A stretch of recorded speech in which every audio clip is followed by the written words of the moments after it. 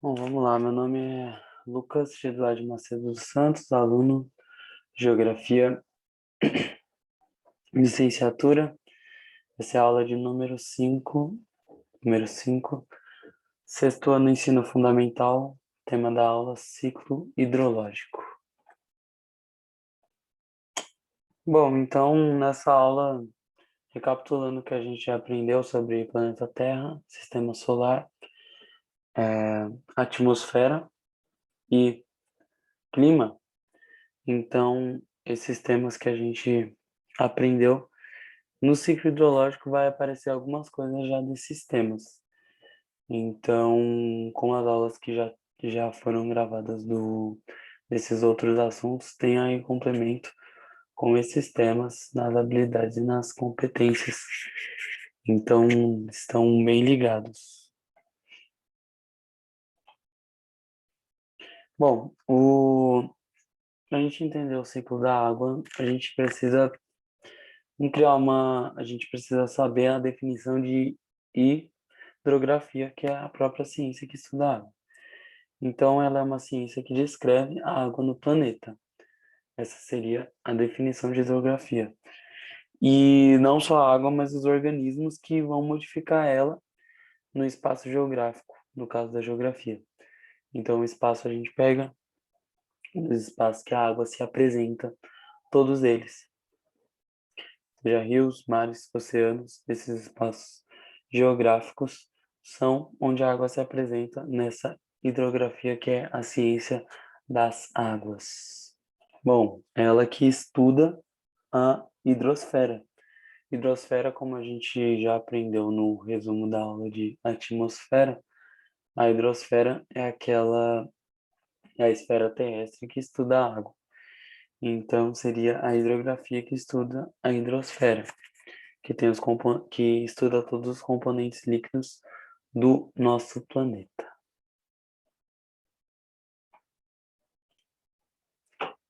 Bom, para a gente falar do ciclo hidrológico, é importante a gente falar sobre a distribuição aquífera no mundo, ou a disponibilidade como a água se encontra no mundo.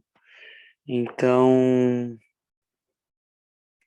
a disponibilidade é uma parcela muito pequena disponível para nós para beber, porque cerca de 97% da água no mundo é salgada. Então, a água salgada não serve para a gente beber de nenhum jeito. Então, a disponibilidade que a gente vai ter é o restante. Se é 97%, os outros 3% que vão ser essa água que é disponível para a gente. Porém, se a gente pegar essa porcentagem de água doce, pegar esses 3% e a gente transformar em 100, a gente vai ter 68% dela em geleiras e montanhas. Então a gente pode pegar as regiões da Antártica, região do Círculo Polar Ártico e toda aquela área, não toda aquela área, mas grande parte de uma área que está em topo de montanhas ou são geleiras, é água doce, mas não tem como a gente ter acesso a essas águas. Então, essa parte da geleira é complicado a gente pensar. Então, com toda essa porcentagem que a gente encontra, sempre, como a gente vai ver, sempre parecendo que tem cada vez menos água doce disponível para a gente, é a gente pegar uma garrafa grande e a gente sempre pensar que uma tampinha dela é o que a gente tem de água doce, todo o resto é água indisponível ou difícil. Todas as porcentagens que a gente vai ver no decorrer dessa aula, a gente pode pegar essa referência da garrafa. E a gente pegar essa referência da garrafa e fazer um parâmetro de analisar e pensar no tanto de água que tem no mundo, mas a água disponível para a gente é muito pequena. E depois a gente vai falar mais pra frente sobre a questão da água ser limitada. Então vamos lá, continuando a aula. Então, quando a gente fala desses 3%, como eu havia falado, é justamente de água que pode ser consumida, mas não está disponível, justamente é, a primeira questão dos 68% que eu falei nas geleiras. Então, é importante a gente pensar nisso, nesse parâmetro dos 6%. É água que dá para beber, mas é água que não está disponível, entendeu? Água que dá para o consumo. Então, essa questão dessa porcentagem de águas que estão nos polos ou congeladas em geleiras é inviável para a gente. Então, já tirando uma parte, porque não teria como a gente pegar essa água, seria um processo muito caro. Então, é uma água que está totalmente. É uma água doce, mas é uma água que está totalmente indisponível para a gente ter esse consumo de qualquer forma. Essa água é uma água indisponível para a gente, porque seria um processo muito caro para qualquer país. Não importa os recursos, mas seria muito caro para qualquer país. Bom, então uma outra água que aparece, uma outra, outro lugar que a água se encontra, que aparece para a gente, são as águas nos aquíferos subterrâneos, as águas que estão abaixo de nós. Então, o processo da gente ter acesso a essa água, então, o processo da gente chegar nessa água também é um processo caro, de ficar cavando, de ficar é, procurando água abaixo do solo, em locais que talvez não tenha. Então, é um processo caro também. Mas tem como essa água não é difícil como as geleiras, ela ainda tem um fácil acesso, porque em interiores, por exemplo, até aqui do Brasil, ou de países do Oriente Médio, países da África, alguns locais têm vários poços. Esses poços são justamente águas subterrâneas. Aquelas. O que a gente vê em filmes, às vezes, de colocar o balde lá, puxar a água, vir na corda, né, no balde. Então, muitas civilizações, ou até mesmo de atualmente ou muito antigas, teve muita gente que já utilizou esse tipo de água como abastecimento para a vida toda ou para uma cidade toda, porque às vezes era o meio que as pessoas tinham. É, Às vezes a localização era muito longe de rios, muito longe de lagos, de locais que seriam mais fáceis que a gente vai ver. Então os poços apareciam, ou até hoje aparecem para certas localidades, como é muito mais fácil o acesso, ou é, muito mais fácil para o próprio consumo das pessoas. Consumo de tudo, consumo de lavar roupa, consumo de beber, consumo de lavar casa. Então, essa água subterrânea já teve uma grande utilidade e ainda tem, mas ainda não é o melhor jeito que a gente tem de se ter essa água para o consumo. Bom, então, como eu disse, ainda não é o processo mais fácil essas águas subterrâneas. Então, o que sobra, porém, é bem pouco, é cerca de 7% aí desses 3%, são águas que estão em rios, em lagos e regiões dos pantanais também, que é a água que a gente tem acesso, principalmente de rios, que a gente, por exemplo, do nosso conhecimento aqui de São Paulo, por exemplo, a gente tem as represas que abastecem as cidades. No caso da gente aqui, represa da Cantareira, do Guarapiranga, que são represas que a gente conhece, que tem as secas, tals. Então, essas águas dessas represas, desses rios, desses lagos, é a água que de fato chega para a gente. Essa é a água do nosso consumo, a água que é mais importante para a gente, de fato, porque essa é a água que vai para a torneira da nossa casa.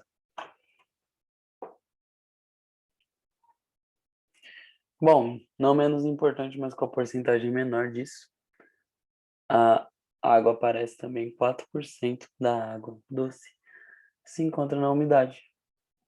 A umidade que a gente vai entender no processo desse ciclo hidrológico, como que essa água está aí na umidade do ar. Então, 4% aí, que é a menor porcentagem dessa água doce, está na própria umidade. Justamente essas águas que estão na umidade, a gente vai chamar de rios voadores. E que são esses cursos d'água. Então, a gente normalmente denomina como rios voadores essas águas que estão aí na umidade. Bom, então a gente voltando a falar sobre essas águas que é que a gente tem acesso, a gente tem um grande problema nessas águas, desses rios, porque ela, a, par- a, conforme os anos passam, ela está sendo contaminada pela ação do homem.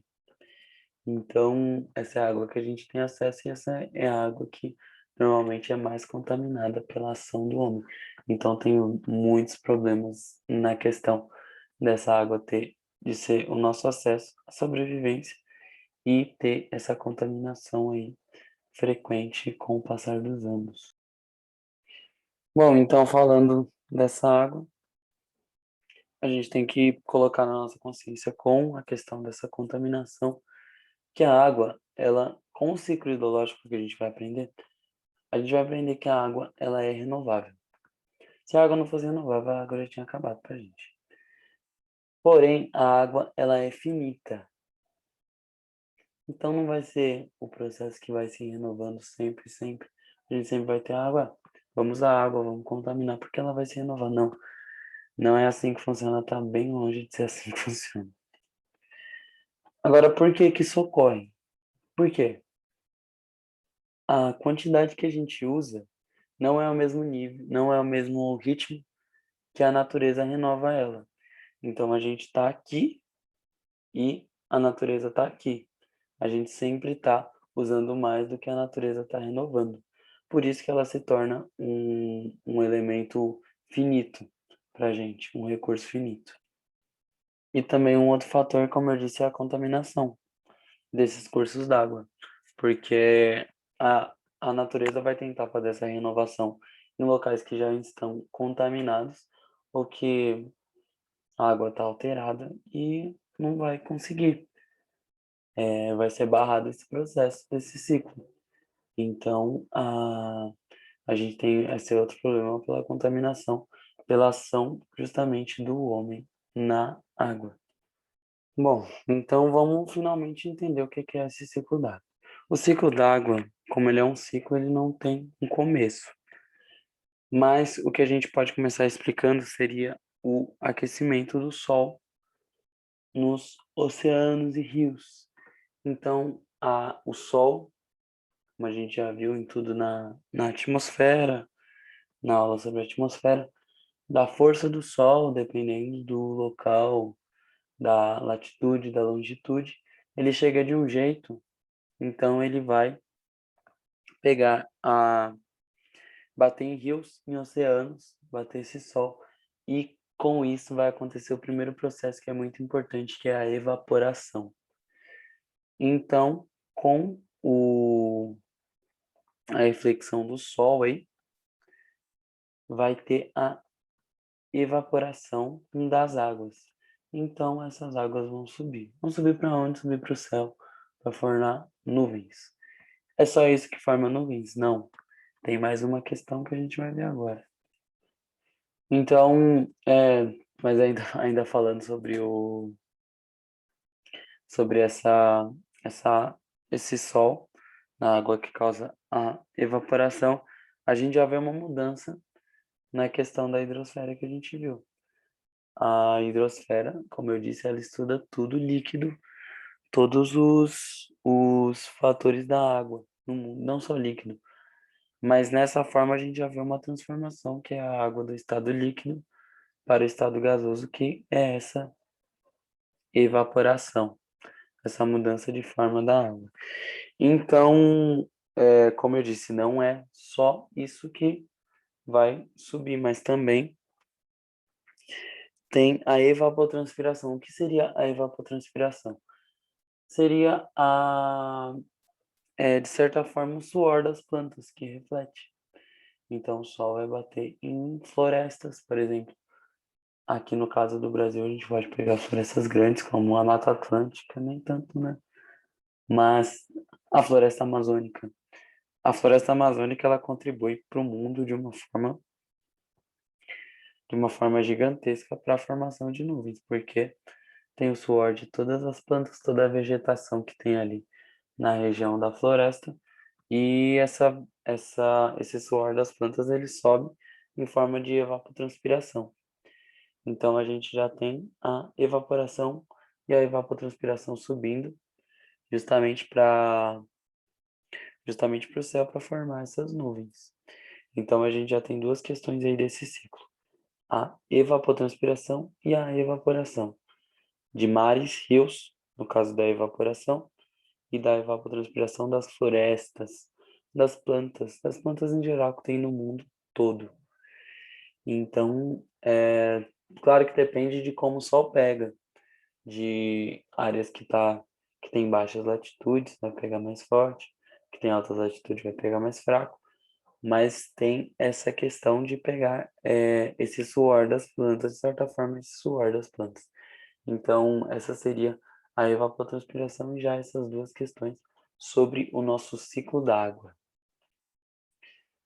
Bom, o próximo passo nesse ciclo hidrológico é que as nuvens elas vão formar a condensação. O que seria essa condensação? A nuvem chega a um determinado patamar que, ou seja pelo aumento da pressão ou a diminuição da temperatura, cria esse processo de condensação. Então, a nuvem ali, ela é o resultado do processo de da água líquido para o gasoso. Então, a nuvem causando aí a de certa forma, a condensação, logo após vem a precipitação, que a gente pode chamar de chuva. Então, o que que vai estar acontecendo? Vai estar mudando de novo, só que agora ao contrário. Vai estar no processo, vai estar no gasoso, indo para o líquido. Então, essa é a condensação que vai resultar na precipitação, que seria ou pelo o aumento da pressão ou a diminuição da temperatura. E essa é a condensação que dá início à precipitação. Bom, é importante a gente saber também que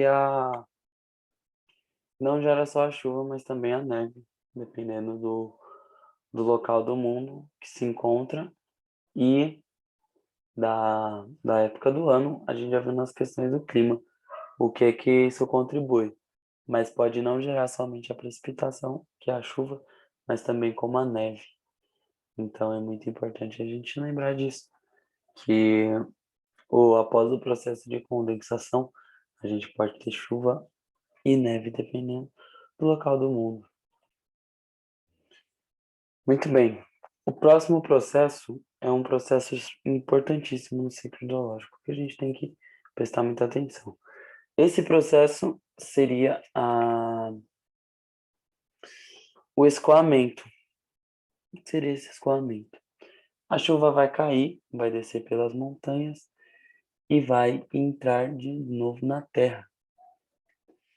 Então a gente pensa que toda essa água que subiu vindo aí do suor das plantas, que as plantas vieram da terra, ou do próprio suor do solo, é, vai descer de novo.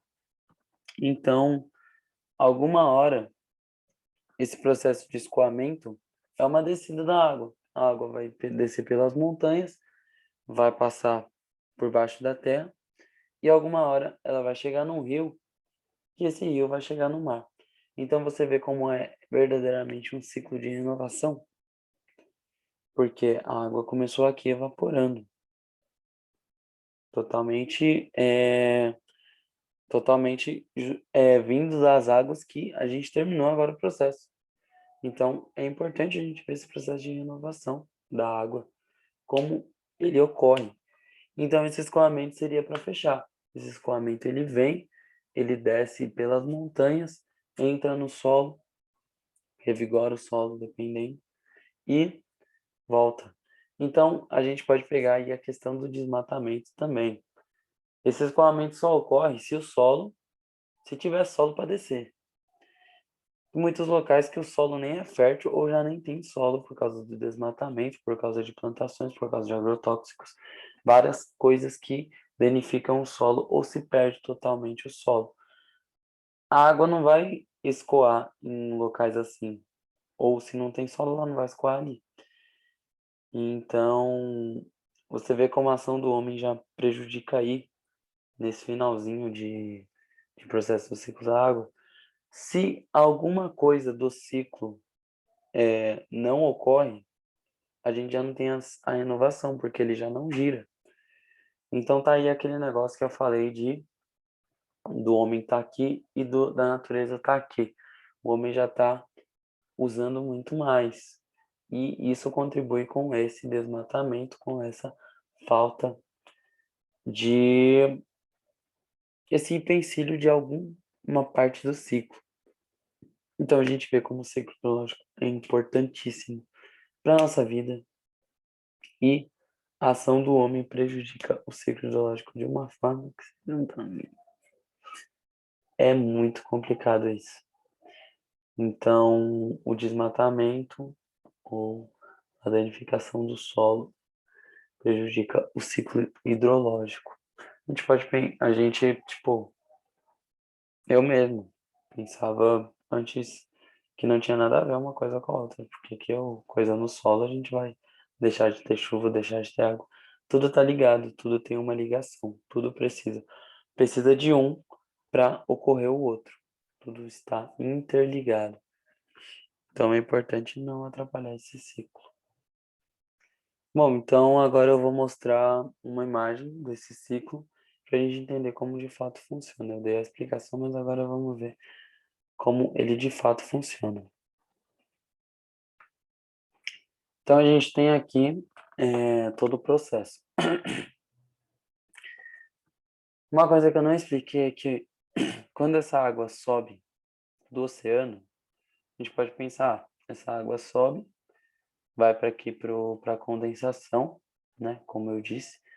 Mas e aí? Só vai chover aqui? Essa água vai chegar lá para fazer o escoamento? Então, o que contribui é esse fator aqui, o vento. Então, vamos lá. A evaporação tem aqui, como está mostrando aqui no rio ou no oceano, e a evapotranspiração está vindo daqui. Essa transpiração que está mostrando aqui. Tudo sobe também para as nuvens, formando essas nuvens e indo aí para essa condensação. Então, como eu disse, o vento empurra para determinados locais e vai ocorrer essa precipitação. É que, como eu disse, chuva ou neve, a precipitação ela contribui para isso.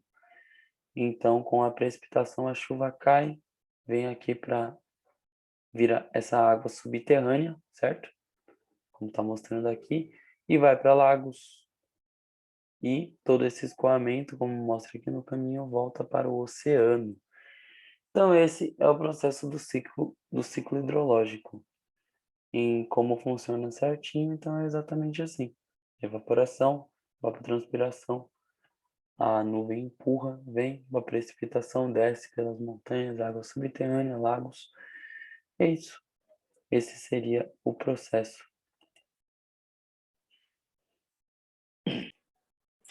Bom, agora a gente passa por uma parte importantíssima que seria o uso dessa água, que é essa porcentagem que a gente tem de rios. Bom, a gente pode dizer que é uma forma racional, seria uma forma racional aí desse uso da água, porém,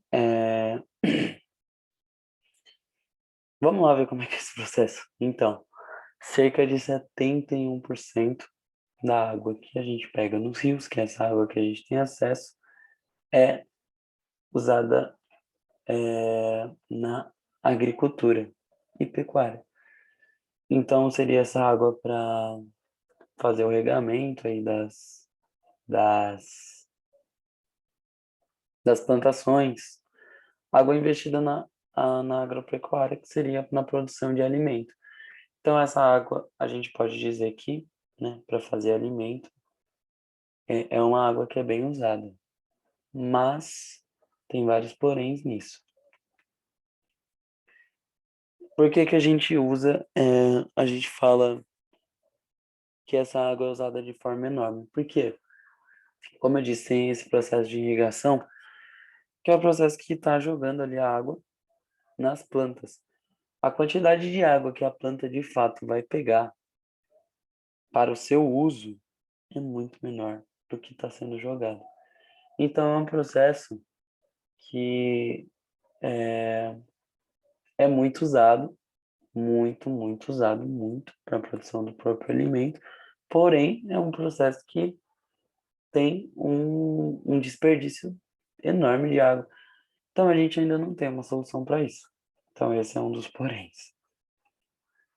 Pode-se dizer que essa água que desce, beleza, essa água vai lá pro solo, né? Então vai fazer o processo lá. Só que o processo é demorado, não é um processo simples. Então a gente pode dizer que é um, é um uso muito improdutivo dessa água. Improdutivo é a palavra. Um uso muito improdutivo com esse processo de irrigação. Pode ser, então, que algum dia, futuramente, a gente tenha um processo na agropecuária que a gente use menos água. Mas hoje em dia, essa é a porcentagem de 71% de água que é usada, dessa água que a gente tem acesso para esse processo aí.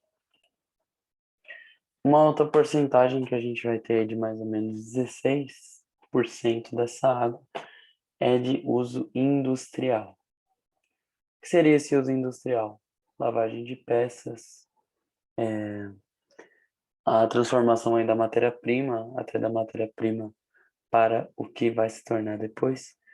Então, esse é o processo industrial, e não só isso, mas a geração de energia,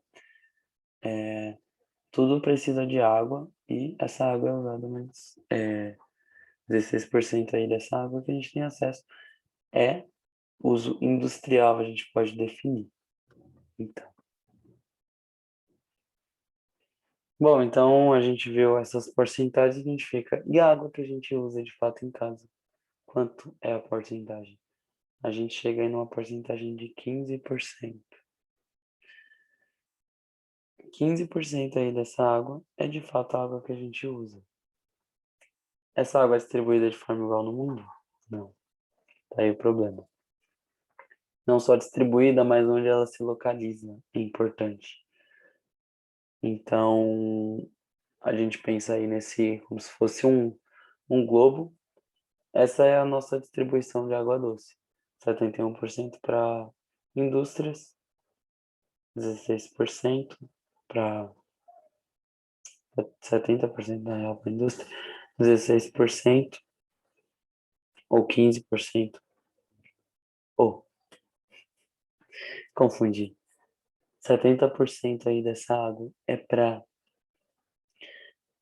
fins agrícolas, como eu disse mais cedo, da irrigação, tudo. Fins agrícolas, agropecuária. Depois a gente tem o das indústrias, que é 15 e 16%. E o uso o nosso doméstico, que agora eu vou falar sobre esse uso doméstico. Bom, então desse consumo a gente pode falar sobre como é distribuído essa água.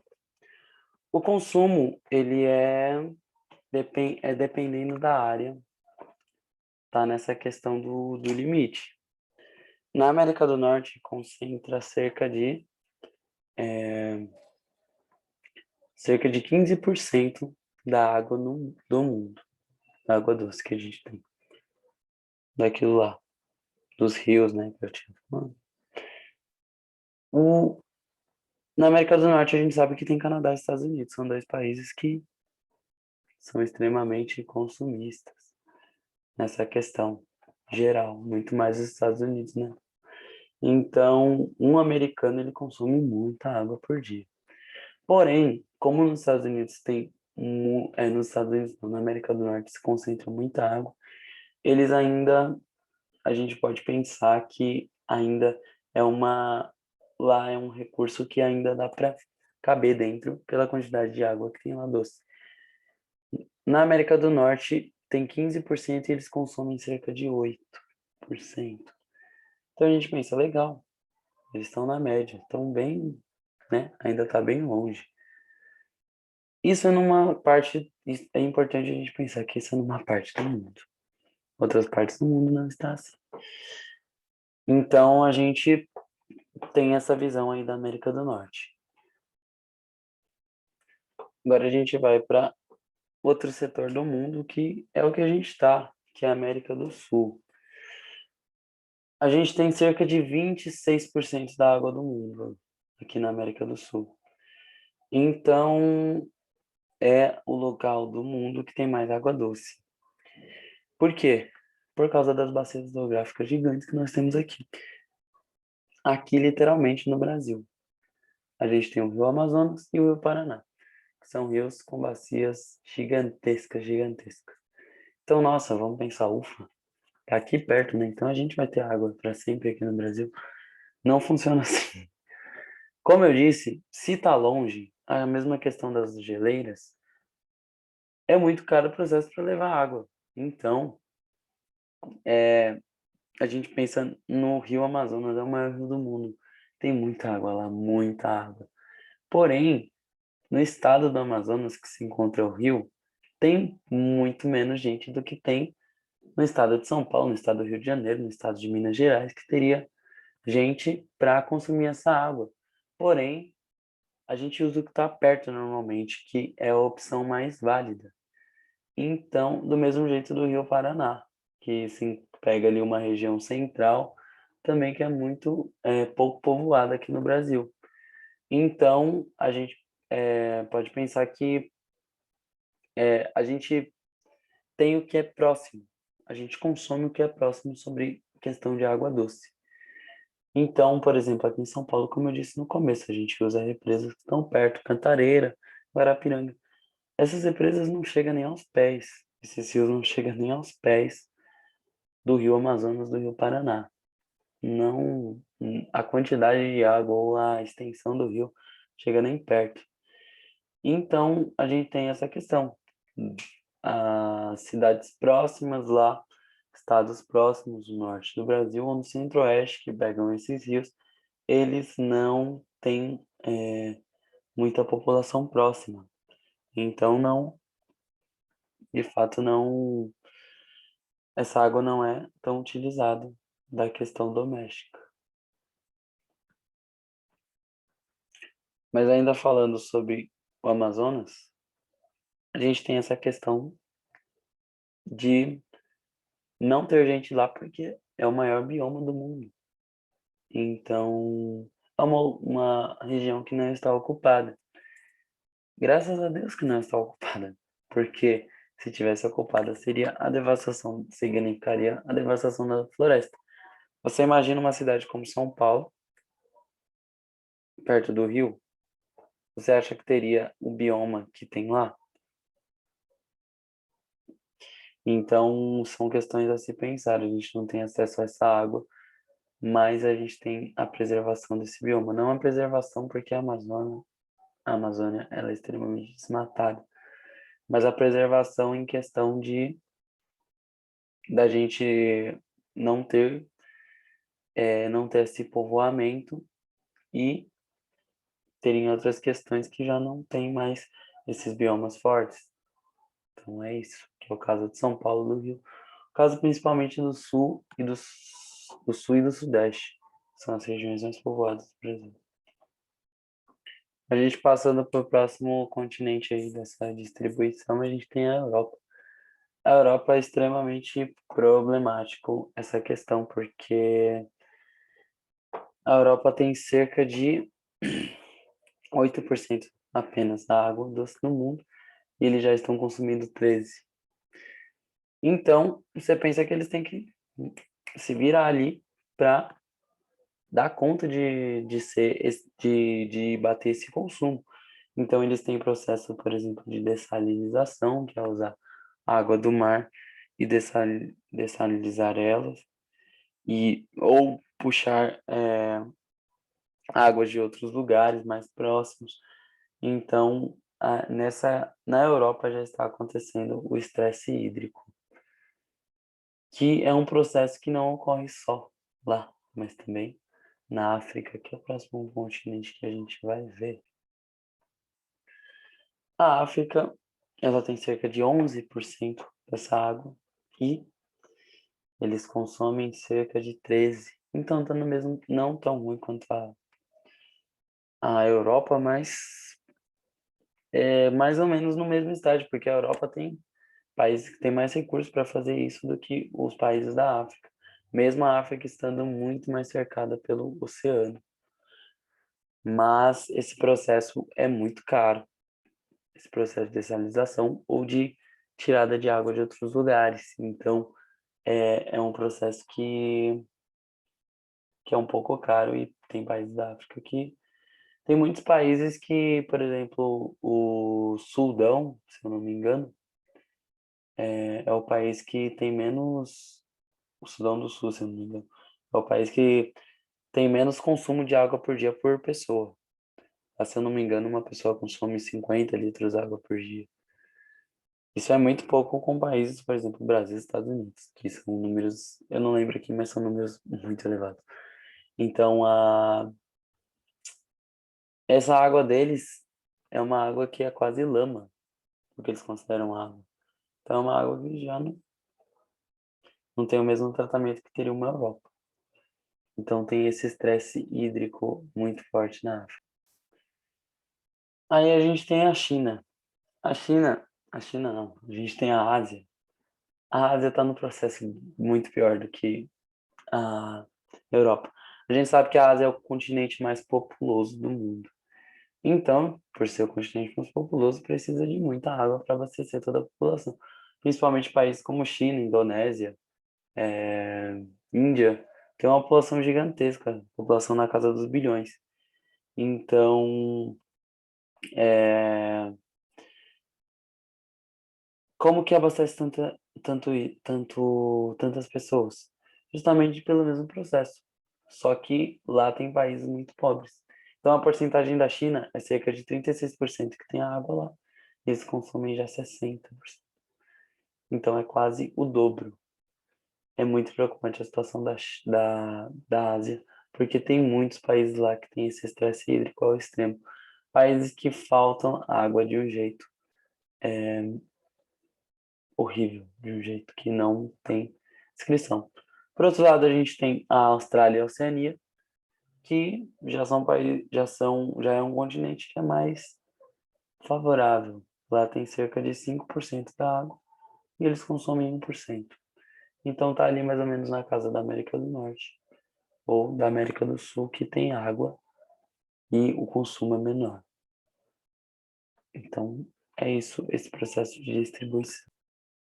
Bom, então fazendo um resumo, a gente tem que entender que a água é um recurso finito, recurso totalmente finito. Então, ela tem esse processo aí de renovação, mas é finito. Então, a água não é para sempre. Vou pegar algumas fotos aqui para mostrar.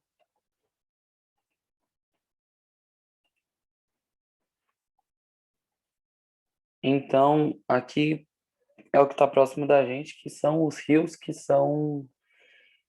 não tem mais condição da gente usar. Que no caso é o Rio Tietê e o Rio Pinheiros, que tem imagens aqui.